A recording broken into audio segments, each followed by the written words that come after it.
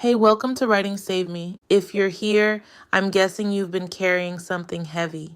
Maybe it's grief, maybe it's doubt, maybe it's just this feeling that you're not quite whole yet. And because of that, you think you can't start writing. I need to tell you something right now. You don't need to be healed to start writing. I know that might sound backwards.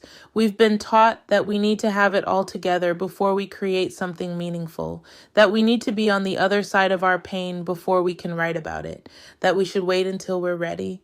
But what if I told you that writing is how you get ready? Let me take you back to a version of me you've never met. I was 23, sitting on the floor of a studio apartment I could barely afford, surrounded by pages I'd written in the middle of the night. I wasn't okay. I was dealing with trauma I couldn't name yet. I was questioning everything about who I was and who I was supposed to become. I wasn't healed. I wasn't even close.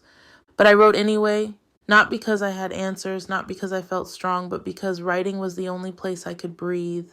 Those pages, they weren't perfect, they weren't even good, but they kept me alive. And here's what I learned. The writing you do when you're broken is the most honest writing you'll ever produce.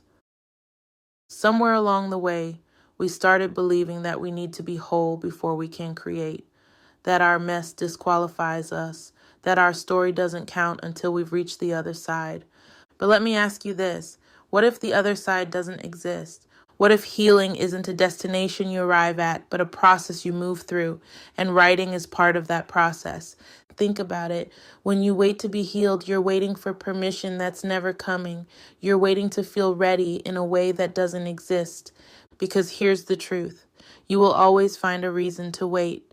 You'll wait until you understand your story better, until you have more clarity, until you're less angry, less sad, less scared.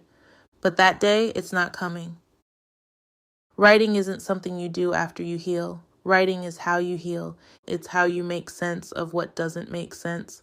It's how you find language for feelings that have been sitting in your chest, unnamed, for years. It's how you take back control of a narrative that's been written for you by circumstances, by other people, by systems that never asked what you needed. When you write from the broken place, you're not documenting weakness. You're documenting survival. You're creating proof that you were here, that you felt this, that you made it through another day. And sometimes that's the most powerful story there is. I know what you're thinking, but what if I'm too close to it? What if I say the wrong thing? What if I hurt myself more by going back there? Those are valid fears. And I'm not saying you should write in a way that re-traumatizes you.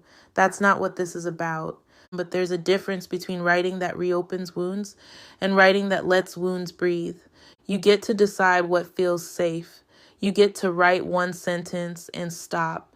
You get to write in metaphors if the truth is too raw. You get to take breaks.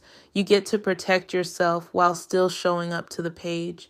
Healing doesn't mean you have to be fearless. It means you move forward even when you're afraid. So what does it actually look like to write before you're healed? It looks like writing when you don't know the ending yet, when you're still in the middle of the story. It looks like giving yourself permission to be messy, to contradict yourself, to not have all the answers.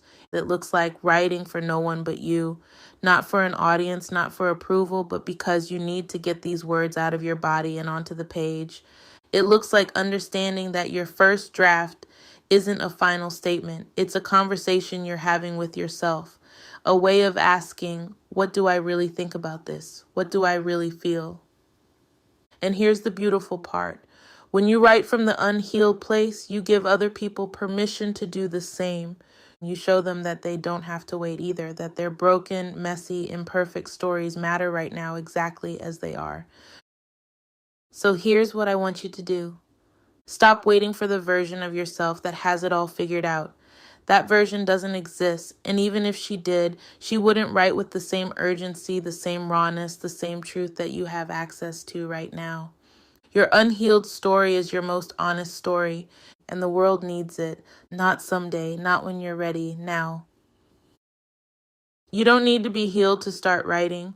You just need to be willing to show up to the page as you are, broken, confused, searching.